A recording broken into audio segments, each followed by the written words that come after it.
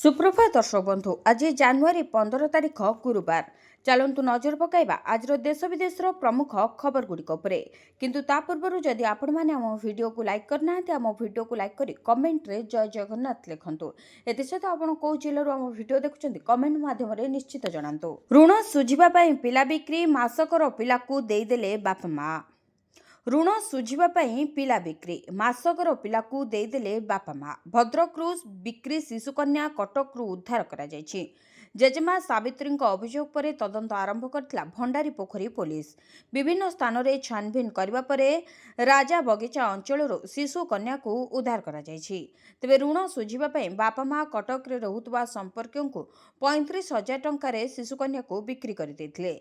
उद्धार परे शिशु को भद्रक मेडिकल रे भर्ती करा जायछि परे CWC को हस्तांतर कराजिବ। तेबे 40 टंकार ननंद को बिक्री करिथिला कलाहांडीर फर्नर्स पुंजी। तेबे 40 वर्ष पर भी राज्य में बंद होइनी पिला बिक्री। 1985 मसीहार यह घटना सारा राज्य को आंदोलित करथिला। खाइबा को न पाई निज नाबालिका ननंद को 40 टंकार बिक्री करा जायथिला। एबे 35,000 टंकार निजर जन्मकला झियो को बिकिबा को पछाई नाहंती बापा माँ। नेतांको आगरे आउ चलिबनी बाबुगिरी व्यवहार सजाड़िबा को बाबू को कड़ा निर्देश। कॉलेज को उच्च शिक्षा विभाग कड़ा निर्देश। व्यवहार ठीक कर निर्वाचित प्रतिनिधि को सम्मान दियो। कॉलेज परिदर्शन समय सांसद और विधायकों को उचित सम्मान न मिलुन अभियोग एभली पदक्षेप नहीं उच्च शिक्षा विभाग। एथिसह कॉलेज स्तर में सचेतनतामूलक कार्यक्रम करने परामर्श दि जायछि। वर्तमान सरकार पूर्व सरकार बेलर परंपरा भांगिबा को चेष्टा करुछंती बोली कहिसंती मंत्री सूर्यवंशी सुरज। तेबे सांसद हुंतु कि विधायक विभिन्न समय निर्वाचित जनप्रतिनिधि को खातिर करुनाहांती सरकारी अधिकारी भूली जाउछंती सामान्यतम सोजनेता। सामाजिक गणमाध्यम रे देउछंती अशालीन मंतव्य। एसबू दृष्टि रखी समस्त आंचलिक शिक्षा निर्देशक और अण सरकारी अनुदान प्राप्त कॉलेज अध्यक्ष और गवर्निंग बॉडी सभापति को चिठी लिखिछि उच्च शिक्षा विभाग। कॉलेज परिदर्शन रे आसुथुवा विधायक और सांसद को सम्मान दियो। सोजनमूलक स्वागत सह सेमाने देउथुवा परामर्श को लिखि रख। फोन कले फोन उठाओ 15 दिन भितर सेमानक प्रश्नर उत्तर दियो बोली निर्देश दिया जायछि। एपरिक कौनसी सभारे मंत्री विधायक उपस्थित थिले कौनसी सरकारी अधिकारी सभापतित्व करिबे नाही बोली चिठी लेखा जायछि। विभागीय मंत्री कहचंती गत 24 वर्षर परंपरा थिला जनप्रतिनिधि बड़ नुहे बाबू बड़। लोकंक सरकार रे आमे एही परंपरा भांगिबा पई प्रयास करूछु। सरकारी अधिकारी और कर्मचारी माने सांसद और विधायकों को किभली व्यवहार देखाइबे ताहा बुक सर्कुलर 47 रे स्पष्ट उल्लेख रही। यहां अनुपालन करने तागिद करिछि उच्च शिक्षा विभाग। अन्यपक्षे बीजेडी कहिछि केवल कथार कहले हेबनी एभली अधिकारी विरोध में कड़ा कार्यानुष्ठान हेबा दरकार। पूर्व सरकार रे निर्वाचित प्रतिनिधि अपेक्षा प्रशासनिक अधिकारी को अधिक गुरुत्व मिलुवा अभियोग होई आसुथला। तेबे उच्च शिक्षा विभाग तागिद पर यह वास्तव में केते कार्यकारी होछि ताहा उपरे रहिछि समस्तक नजर। फाटुछि बीजेडी टेंशन रे नवीन। निर्वाचन हारिबा परे भाग भाग बीजेडी श्रृंखलार बेड़ी भितरे आउ रहुनांती नेता। नेतांकु एकाठी करबा पई नुआ वर्षरु कसरत आरंभ करिसेंती बीजेडी सुप्रीमो नवीन पटनायक। पाळीपाळी करी विधायकों डकाई करुछंती आलोचना। दलरे थिबा फाटो कंदल को दूर करने को उद्यम चलाइछंती। केतेबेले जूनियर नेता तो आउ केतेबेले सीनियर नेता एकाठी होई नेतृत्व दल परिचालना को नहीं प्रश्न उठाउछंती। तेबे एसबू घटना को देखि किछि दिन होला नीरव थिले नवीन। आग को हाई वोल्टेज राज्यसभा निर्वाचन परे परे पंचायत निर्वाचन तेणु संगठन और असंतुष्ट नेता को ट्राक को आनिबा पई आप्राण उद्यम करुछंती नवीन पटनायक। पाळी पाळी करी विधायकों को नवीन निवास को डाकरा होछि। विधायकों सह आलोचना करी गोटे गंठी रे रहिबा पई उद्यम करुछंती। आगामी दिन रे बाकी सब विधायकों को नवीन निवास को डकरा हेबो। संगठन और निज निर्वाचन मंडलीर कथा विधायकों सह आलोचना करिवे नवीन। तेबे बीजेडी राजनीति रे घड़िके घोड़ा छुटुची। तृणमूल स्तर बड़ नेता पर्यंत एबे बीजेपी शिविर मुहाउछंती। जेमिति खोद मुख्यमंत्री जिला केन्दुझर बीजेडी नेता मोहन को जय जयकार कलेनी। ट्विन सिटी आकाश रे मांजासूत आतंक निषिद्ध सत्वे खोलाखोली हेउछि बिक्री। प्रहसन पालटिला कटकणा। पुलिस तागिद को फू करी उड़ाई देले। कटक रे खुलम खुला उड़िला चाइनीज मांजासूत एवं प्लास्टिक सूता गुड़ी। ଏଥିସହ ବଜାରରେ ବିକ୍ରି ହେଉଛି ମାଳମାଳ ନିଷିଦ୍ଧ ମଞ୍ଜାସୂତା। ପୋଲିସ ଚଢ଼ାଉ କରୁଛି ତଥାପି ରୋକ ଲାଗୁନି। ତେବେ ଜଣେ ଯୁବକ ବାଇକ୍ରେ ଯାଉଥିବା ବେଳେ ହଠାତ୍ ମାଞ୍ଜାସୂତା ଲାଗିଯାଇଥିଲା। ମାତ୍ର ସେ ଏକ ବଡ଼ ଧରଣର ଅଘଟଣରୁ ବର୍ତ୍ତି ଯାଇଥିଲେ। ସେହିପରି ଏକ ଦମ୍ପତି ଏହି ଅଘଟଣରୁ ରକ୍ଷା ପାଇଯାଇଛନ୍ତି। ତେବେ ମାଞ୍ଜାସୂତାକୁ ନେଇ କଠୋର ହୋଇଛି ଭୁବନେଶ୍ୱର ପୋଲିସ। ପୋଖରୀପୁଟ ଅଞ୍ଚଳର ଜଣେ ଯୁବକ ମାଞ୍ଜାସୂତାରେ ଗୁରୁତର ଆହତ ହୋଇଥିଲେ। ତେବେ କ୍ୟାପିଟାଲ ଥାନା ପକ୍ଷରୁ ୟୁନିଟ୍ 1 ହାଟରେ ରେଡ୍ କରାଯାଇଥିଲା। ମାଞ୍ଜାସୂତାରେ ଗୁଡ଼ି ଉଡ଼ାଇବାକୁ ବାରଣ କରାଯାଇଥିବା ବେଳେ ଚେତୁନାହାନ୍ତି ଅମାନିଆ। ଅମାନିଆଙ୍କ ଉପରେ କଡ଼ା କାର୍ଯ୍ୟାନୁଷ୍ଠାନ ପାଇଁ ଡିସିପିଙ୍କ ନିର୍ଦ୍ଦେଶ ପରେ କ୍ୟାପିଟାଲ ଥାନା ପକ୍ଷରୁ ରେଡ୍ କରାଯାଇଥିଲା। କୋର୍ଟଙ୍କ କଡ଼ା ନିର୍ଦ୍ଦେଶ, ପୋଲିସର ଚେତାବନୀ ସତ୍ତ୍ୱେ ଆକାଶରେ ଉଡୁଛି ବେଆଇନ ମାଞ୍ଜାସୂତାର ଗୁଡ଼ି। କେବେ ଚେତିବେ ଲୋକ, କେବେ ସମ୍ପୂର୍ଣ୍ଣ ବନ୍ଦ ହେବ ମାଞ୍ଜା ଚାଇନିଜ୍ ସୂତାର ବ୍ୟବହାର, ତାକୁ ହିଁ ରହିଛି ସମସ୍ତଙ୍କ ଅପେକ୍ଷା। ଉପବାସରେ ପ୍ରଭୁ ଶ୍ରୀଲିଙ୍ଗରାଜ, ନୀତି ବନ୍ଦ, ଅପୂଜା ରହିଲେ ଠାକୁର। ମକର ସଂକ୍ରାନ୍ତି ପୂର୍ବଦିନ ନବାଙ୍ଗ ବେଢ଼ା ନୀତିରେ କ୍ଷୀର କିଏ ଆଉଟିବେ ତାକୁ ନେଇ ଉପୁଜିଥିଲା ବିବାଦ। ଏନେଇ ବଡ଼ୁ ନିଯୋଗ ଓ ବ୍ରାହ୍ମଣ ନିଯୋଗ ମୁହାଁମୁହିଁ ହୋଇଥିଲେ। ଉଭୟ ନିଯୋଗଙ୍କ ବିବାଦ ଯୋଗୁଁ ମଙ୍ଗଳବାର ରାତିରୁ ହୋଇପାରିନି ଭୋଗ। ଫଳରେ ଠାକୁର ଉପାସରେ ରହିଛନ୍ତି। ଅନ୍ୟପଟେ ଶ୍ରଦ୍ଧାଳୁ ଠାକୁରଙ୍କୁ ଦର୍ଶନ କରୁଥିବା ବେଳେ ଭୋଗ ମଧ୍ୟ କରୁଛନ୍ତି। ହେଲେ ଏହାର ଫଳ ଶୂନ୍ ବୋଲି କହିଛନ୍ତି ଶ୍ରଦ୍ଧାଳୁ। ଗତ ବର୍ଷରୁ ଏହି ବିବାଦ ରହିଥିବା ବେଳେ ପ୍ରଶାସନ ବା ଦେବୋତ୍ତର କମିଶନ ଏଥିରେ ହସ୍ତକ୍ଷେପ କରିନାହାନ୍ତି। ଗତବର୍ଷ ମକର ସଂକ୍ରାନ୍ତିରେ ଏହି ବିବାଦ ଉଠିଥିବା ବେଳେ 3 ଦିନ ମନ୍ଦିରରେ ନୀତି ବନ୍ଦ ରହିଥିଲା। ତେବେ 10 ମାସ ବିତିଯିବା ପରେ ଗତବର୍ଷ ଡିସେମ୍ବରରେ ସୁଆର ଏହି ସେବା କରିବାକୁ ଜିଲ୍ଲାପାଳ ନିର୍ଦ୍ଦେଶ ଦେଲେ, ଯାହାକୁ ବଡ଼ୁ ନିଯୋଗ ବିରୋଧ କରି କୋର୍ଟଙ୍କ ଦ୍ୱାରସ୍ଥ ହୋଇଛନ୍ତି। ଏ ପ୍ରସଙ୍ଗରେ କୋର୍ଟ ରହିତାଦେଶ ଜାରି କରିଛନ୍ତି। ତେଣୁ ନୀତି ବନ୍ଦ ପାଇଁ ପ୍ରଶାସନକୁ ଦାୟୀ କରିଛନ୍ତି ଉଭୟ ସେବାୟତ। ସେପଟେ ନୀତିକାନ୍ତି ବନ୍ଦ ଅତ୍ୟନ୍ତ ଦୁର୍ଭାଗ୍ୟଜନକ। ନୀତି ବନ୍ଦ କରିଥିବା ସେବାୟତଙ୍କ ଉପରେ ହେବ କାର୍ଯ୍ୟାନୁଷ୍ଠାନ, ଏଭଳି କଡ଼ା ଚେତାବନୀ ଦେଇଛନ୍ତି ଏକାମ୍ର ବିଧାୟକ। ମିଠା କଥା କହି ଲୁଟିନେଲେ 3 ଲକ୍ଷ, କରଜ ଆକାରରେ ଟଙ୍କା ନେଇ ଛୁ ମାରିଲେ ମହିଳା ଲୁଟେରା। ପ୍ରଥମେ ବିଶ୍ୱାସ ଜନ୍ମାଇଲେ, ପରେ ଲୁଟିନେଲେ ମହିଳା। ଗଞ୍ଜାମ ଜିଲ୍ଲା ଜଗନ୍ନାଥ ପ୍ରସାଦ ଥାନା ଅଞ୍ଚଳରେ ଘଟିଛି ଅଭାବନୀୟ ଘଟଣା। ମହିଳାଙ୍କଠାରୁ କରଜ ଆକାରରେ ଟଙ୍କା ଓ ବିଭିନ୍ନ ଆଳ ଦେଖାଇ ସୁନା ଅଳଙ୍କାର ଧରି ରାତାରାତି ଛୁ ମାରିଛନ୍ତି ଅନ୍ୟ ଜଣେ ମହିଳା। ଗଣ୍ଡାଘାର ଗାଁ ନିକଟ ହରିଶରଣପୁର ଗାଁରେ ବୁଲି ସାହୁ ନାମକ ମହିଳା କିଛି ବର୍ଷ ହେବ ଭଡ଼ାରେ ରହୁଥିଲେ। ଗାଁରେ ମହିଳାଙ୍କ ସହ ଭଲ ସମ୍ପର୍କ ସହ ବିଶ୍ୱାସ ଜନ୍ମାଇଥିଲେ। ତେବେ ମହିଳାଙ୍କ ଦ୍ୱାରା ବିଭିନ୍ନ ଗ୍ରୁପରୁ ଲୋନ୍ ଅଣାଇ ସେ ସୁଝିବେ ଚୁକ୍ତି କରି କିଛି ଥର ସୁଝିଥିଲେ। ପରେ ପ୍ରାୟ 8 ଜଣ ମହିଳାଙ୍କଠାରୁ 3 ଲକ୍ଷରୁ ଉର୍ଦ୍ଧ୍ୱ ଟଙ୍କା ଓ ଅନେକ ସୁନା ଅଳଙ୍କାର ନେଇ ରାତାରାତି ଫେରାର ହୋଇଥିବା ଅଭିଯୋଗ ଆଣିଛନ୍ତି ଗାଁର କିଛି ମହିଳା। ଅନେକ ମହିଳାଙ୍କୁ ଏଭଳି ଢଙ୍ଗରେ ଠକିଥିବା ଜାଣିବା ପରେ ଜଗନ୍ନାଥ ପ୍ରସାଦ ଥାନାରେ ଅଭିଯୋଗ ମଧ୍ୟ ହୋଇଥିଲା। ପୋଲିସ ଉକ୍ତ ମହିଳାଙ୍କୁ ଡକାଇ ପଚରାଉଚରା କରିଥିଲେ। ମହିଳା ଜଣକ ଫେରସ୍ତ କରିବାକୁ ପ୍ରତିଶ୍ରୁତି ଦେବା ସହିତ ସମୟ ବି ମାଗିଥିଲେ। ହେଲେ ଟଙ୍କା ନ ଫେରାଇବାରୁ ପୁଣି ଅଭିଯୋଗ କରିଥିଲେ ଗାଁ ମହିଳା। ଅନ୍ୟପଟେ ଭଡ଼ାରେ ରହୁଥିବା ଘର ତାଲା ଭାଙ୍ଗିବା ପରେ ମହିଳା ଜଣକ ଫେରାର ଥିବା ସୂଚନା ମିଳିଛି। ଏନେଇ ପ୍ରଶାସନ ନଜର ଦେବାକୁ ମହିଳାମାନେ ଦାବି କରିଛନ୍ତି। ନବୀନ ନିବାସରେ ବିଜେଡି ସୁପ୍ରିମୋଙ୍କୁ ଭେଟିଲେ 9 ବିଧାୟକ। ନବୀନ ନିବାସରେ ବିରୋଧୀ ଦଳ ନେତାଙ୍କୁ ଭେଟିଲେ 9 ବିଜେଡି ବିଧାୟକ। ନିର୍ବାଚନ ମଣ୍ଡଳୀର ସମସ୍ୟା ଓ ସଂଗଠନ ସମ୍ପର୍କରେ ହୋଇଛି ବିସ୍ତୃତ ଆଲୋଚନା। ତୃଣମୂଳ ସ୍ତରରେ ଦଳର ସଂଗଠନକୁ ମଜବୁତ କରିବା ସହ ସାଧାରଣ ଲୋକଙ୍କ ସମସ୍ୟାର ସମାଧାନ କରିବାକୁ ବିଧାୟକଙ୍କୁ ପରାମର୍ଶ ଦେଇଛନ୍ତି ନବୀନ ପଟ୍ଟନାୟକ। ଏହା ସହିତ ନିର୍ବାଚନ ମଣ୍ଡଳୀର ବିକାଶ କାମ ବିଷୟରେ ମଧ୍ୟ ପଚାରି ବୁଝିଛନ୍ତି। ବିଜୁ ଜନତା ଦଳର ଆଦର୍ଶରେ ଲୋକଙ୍କ ସେବା ଜାରି ରଖିବାକୁ ପରାମର୍ଶ ଦେଇଛନ୍ତି। ତେବେ ବୈଠକରେ ବିଧାୟିକା ମନୋରମା ମହାନ୍ତି, ବିଧାୟକ ସର୍ବଶ୍ରୀ ନିରଞ୍ଜନ ପୂଜାରୀ, ଅଶ୍ୱିନୀ ପାତ୍ର, ବ୍ରଜକିଶୋର ପ୍ରଧାନ, ବ୍ୟୋମକେଶ ରାୟ, ସଞ୍ଜୀବ ମଲ୍ଲିକ, ଚକ୍ରମଣି କହଁର, ଗୌତମ ବୁଦ୍ଧ ଦାସ ଓ ମାଧବ ଧଡ଼ା ଉପସ୍ଥିତ ଥିଲେ। ତେବେ ବିଜୁ ବାବୁଙ୍କ ପରେ ନବୀନ ପଟ୍ଟନାୟକଙ୍କ ନାଁ ନେଇ ଦୀର୍ଘ ବର୍ଷ ଧରି କ୍ଷମତାରେ ରହିଲା ବିଜେଡି।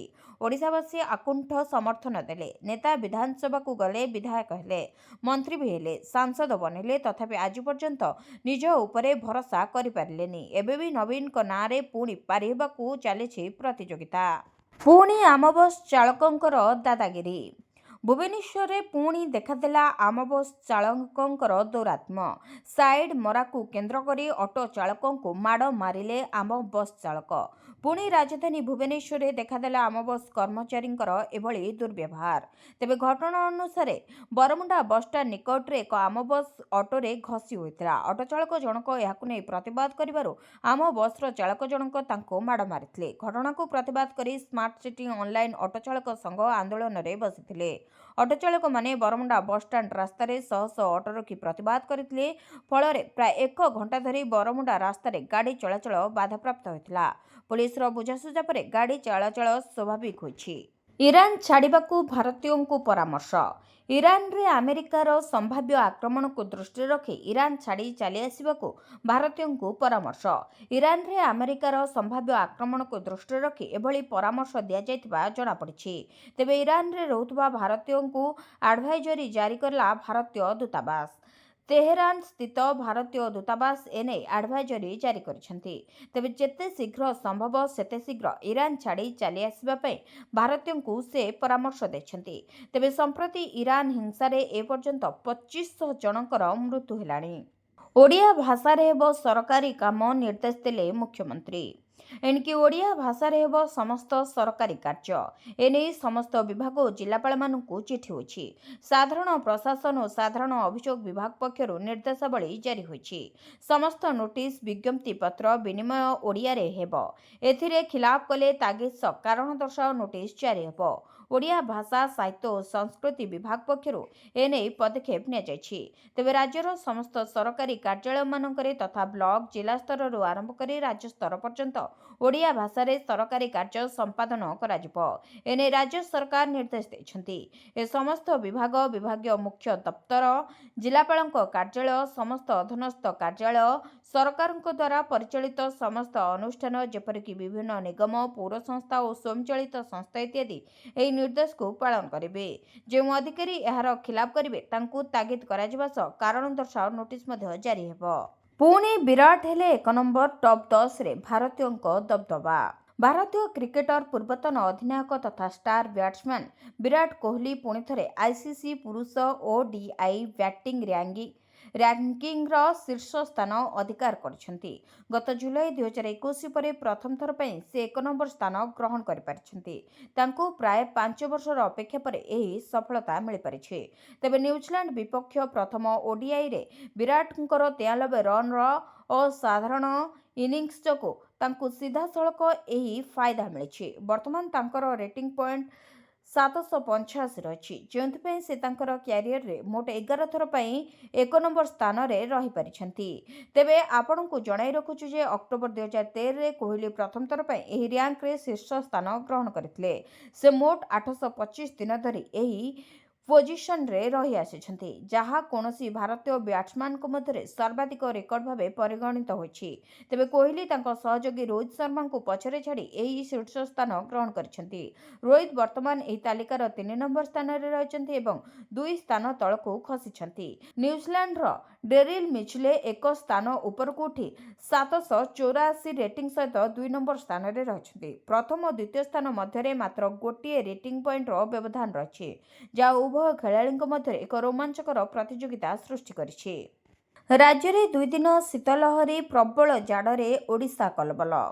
आसंता 2 दिन राज्य में शीतलहरी रहिबो।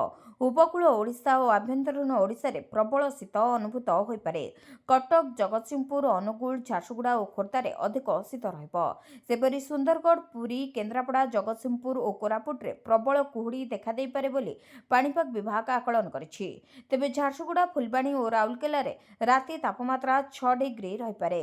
अनुगुल रे 7 केन्दुझर और सुंदरगढ़ रे 7 डिग्री रहि पारे तापमात्रा। सेपरि ढेंकानाल बारिपदा बलांगीर और भवानीपाटना रे 9 डिग्री तापमात्रा रहिबो बोली पाणीपाग विभाग पक्षरु पूर्व अनुमान करा जायछि। शुक्रवार आभ्यंतरीण ओडिशार अधिकांश स्थान रे राति तापमात्रा 10 डिग्री तळे रहिबो बोली कुहा जाउछि। फुलबाणी झारसुगुड़ा और राउरकेला रे 6 डिग्री रहि पारे बोली आकलन रहिछि। सेपरि जी उदयगिरी रे पारद 4.6 डिग्री थिला।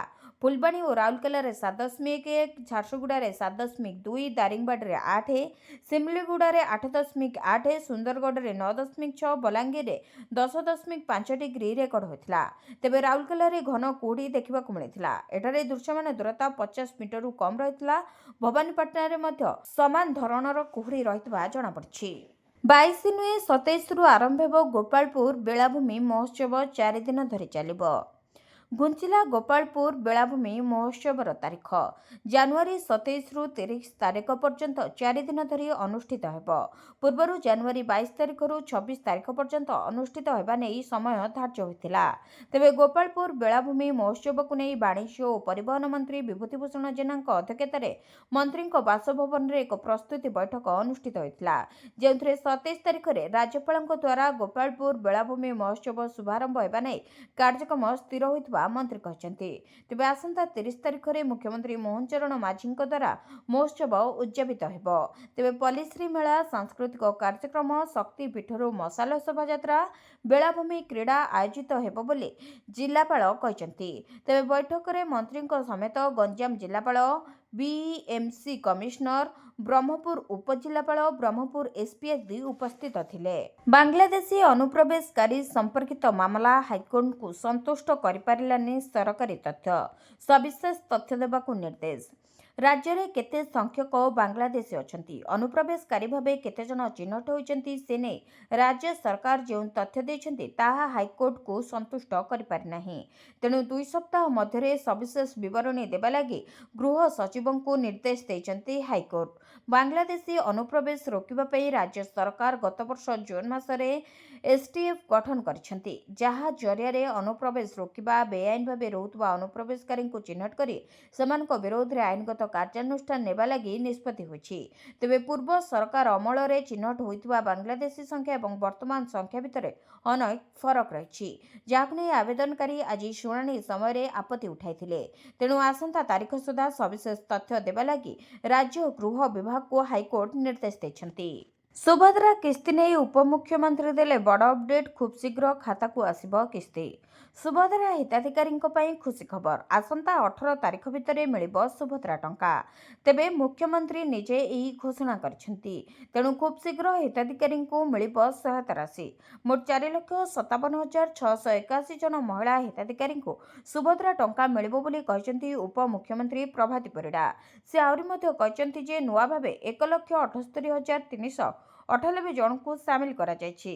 ସେମାନେ ପାଇବେ ପ୍ରଥମ କିସ୍ତି। ତେବେ ପ୍ରଥମ ଓ ଦ୍ୱିତୀୟ କିସ୍ତିରୁ ବାଦ୍ ପଡ଼ିଥିବା 2,55,265 ଜଣଙ୍କୁ ସାମିଲ କରାଯାଇଛି।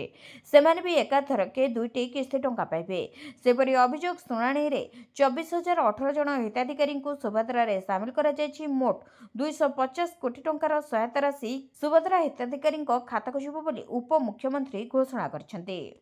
ଖୁବ୍ ଶୀଘ୍ର ଚାଷୀଙ୍କ ଖାତାକୁ ଆସିବ ପିଏମ୍ କିଷାନ ଟଙ୍କା। ପିଏମ୍ କିଷାନର 21ତମ କିସ୍ତି ଟଙ୍କା ନଭେମ୍ବରରେ ମିଳିସାରିଥିବା ବେଳେ ଏବେ 22ତମ କିସ୍ତି ଟଙ୍କାକୁ ନେଇ ଅପେକ୍ଷା କରିଛନ୍ତି ଦେଶର ଲକ୍ଷ ଲକ୍ଷ ଚାଷୀ ଭାଇ ଓ ଭଉଣୀମାନେ।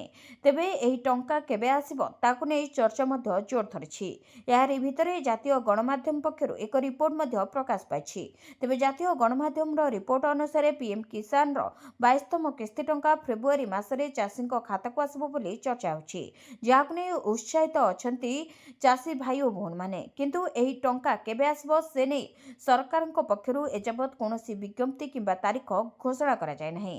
ତେବେ କେନ୍ଦ୍ର ସରକାର ଚାଷୀଙ୍କୁ ଆର୍ଥିକ ସ୍ତରରେ ସୁଦୃଢ଼ କରିବା ପାଇଁ ବର୍ଷକୁ 6,000 ଟଙ୍କା ଚାଷୀଙ୍କ ଖାତାକୁ ପଠାଉଛନ୍ତି। ଏହି ଟଙ୍କା ସିଧାସଳଖ ଚାଷୀଙ୍କ ଖାତାକୁ ଆସୁଛି। ତେବେ ପ୍ରତି 4 ମାସରେ 2,000 ଟଙ୍କାଏ ଚାଷୀଙ୍କ ଖାତାକୁ ଆସୁଛି।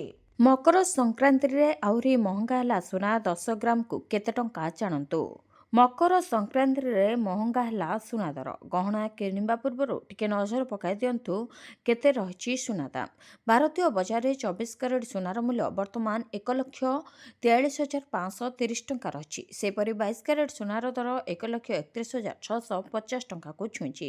ଅନ୍ୟପଟେ ଓଡ଼ିଶାର ରାଜଧାନୀ ଭୁବନେଶ୍ୱରରେ ମଧ୍ୟ 24 କ୍ୟାରେଟ୍ ସୁନାର ମୂଲ୍ୟ 10 ଗ୍ରାମ ପିଛା 1,43,620 ଟଙ୍କା ରହିଥିବା ବେଳେ 22 କ୍ୟାରେଟ୍ ସୁନାର ମୂଲ୍ୟ 1,31,650 ଟଙ୍କାକୁ ପହଞ୍ଚିଛି। ତେବେ ମୁମ୍ବାଇରେ 24 କ୍ୟାରେଟ୍ ସୁନାର ମୂଲ୍ୟ 1,43,620 ଟଙ୍କା ଓ 22 କ୍ୟାରେଟ୍ ସୁନାର ମୂଲ୍ୟ 1,31,650 ଟଙ୍କା ରହିଛି। ଦ୍ରୁତ ଗତିରେ ବ୍ୟାପୁଛି ନିପା ଭାଇରସ୍, ଲକ୍ଷଣ କ'ଣ, କିପରି ଚିହ୍ନଟ କରିବେ ଜାଣନ୍ତୁ। ଦ୍ରୁତ ଗତିରେ ବ୍ୟାପୁଛି ନିପା ଭାଇରସ୍। ପଶ୍ଚିମବଙ୍ଗରୁ ନମୁନା ପଠାଯିବା ପରେ पुणेर national institute of virology Nipah virus को चिन्हट करिछि। एही भाइरस मारात्मक लक्षण देखा देइथाय। तेबे जणे व्यक्ति को कोविड-19 पर क्वारंटाइन कराजिबा उचित। निपा भाइरस बा एनआईवी एक गंभीर संक्रमण जहाँ पशुंठारू मनीष को व्यापी थाए। यह मानव निपा भाइरस मध्य कुहाଯାଏ। यार लक्षण गुड़िक हालुकारु गुरुतर पर्यंत होता है एवं रोगी मृत्यु मध्य होई पारे। तेणु एही भाइरस रु सुरक्षित रहिबा एवं यार लक्षण को चिन्हट करिबा परे निजको क्वारंटाइन करिबा गुरुत्वपूर्ण। तेबे निपा भाइरस रो लक्षण विपद एवं प्रतिरोध विषय रे आसंतु जानिबा। निपा भाइरस रो लक्षण गुड़िक कौन?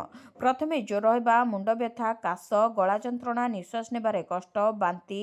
तेबे लक्षण गुरुतर हेबा सहित द्वंद्व सृष्टि हुए, मस्तिष्क फुला, रोगी कोमा को मध्य जाई पारंती। तेबे निपा भाइरस लक्षण केते दिन मध्यरे देखा जाए? निपा भाइरस संस्पर्श रे आसिबार 4 रु 14 दिन पर लक्षण देखा दे जाए पारे। संक्रमणर प्रथम 3 रु 14 दिन मध्यरे ज्वर और मुंडबिंधा भली लक्षण आरंभ हुए। श्वासक्रिया समस्या मध्य देखा जाए। अवस्था खराब हेबा सहित मस्तिष्क फुली पारे। एही फुली जिबा एवं मस्तिष्क कार्यक्षमता 24 रु 39 घंटा मध्यरे रोगी को कोमा को नहीं पारे। तेबे यह भाइरस संक्रमित प्राणी सहित सीधासलख संपर्क थिबा व्यापी पारे। बादुड़ी किंबा घुसुरीर शरीर तरल पदार्थ जेपरिक रक्त, लाळ किंबा परिस्रा सहित संपर्क रे आसिबा द्वारा निपा भाइरस होई पारे। तेबे निपा भाइरस संक्रमण पर भाइरस निश्चित करबा पई शीघ्र परीक्षा करा जाए। चिकित्सा निपा भाइरस चिकित्सा सहायक यंत्र। तेबे विश्राम, रोगी को जलीय रखिबा एवं देखा जाउथुबा लक्षण उपरे आधारित ए चिकित्सा जरूरी होई परे। सरकारी चाकरिया सावधान, बाप मां को न पचारिले कटिजिब दरमा। सरकारी चाकरी करुछंती हेले निज बाप मां को पचारु नाहंती कि? एमिति चाकरिया पुओं को साबाड करिवे सरकार। केही निज बाप मां को कथा न बुझिले किंबा तांको हैरान करुथुआ जणा पड़िले तांकर दरमा कटिब। प्रति मासरे 10% दरमा काटी देबे सरकार। खूब शीघ्र तेलंगाना रे आसिबाकु जाउछि एमिति एक कड़ा नियम। हैदराबाद रो एक कार्यक्रम रे घोषणा करिसेंती मुख्यमंत्री रेवंत रेड्डी। तेबे नुआ नियम अनुसार जदि केही सरकारी चाकरी करिसेंती हेले निज बापा मां को अवहेला करुथुआ ओ तांकर जत्न नेउनथुआ अभियोग हेउछि ताहले कर्मचारी मासिक दरमारू 10% कटाजिब। से टंका सीधासलख तांको बापा मां को अकाउंट रे जमा कराजिब। यासह वरिष्ठ नागरिकों पई प्रमाण ना रे डे केयर सेंटर मध्य प्रतिष्ठा करबाकू घोषणा करिसेंती तेलंगाना मुख्यमंत्री। गरीब मध्यवित्त परिवार रे बापा मां पिलांको पाठपढ़ा चाकरी पई बहुत किछि त्याग करिथांती हेले पिला चाकरी करिबा परे बापा मां को अवहेला करती, वृद्धाश्रम रे छाड़ी आसती। तेणु वृद्धा बापा मां को सम्मान और सुरक्षा पाई एमिति पदक्षेप नेइछंती रेवंत रेड्डी सरकार। चलित वर्ष बदली जिवो जुक्त 2 खाता देखा ढांचा। चलित वर्षरू बदली जाइपारे जुक्त 2 खाता देखा ढांचा। ऑनलाइन रे होई पारे खाता देखा।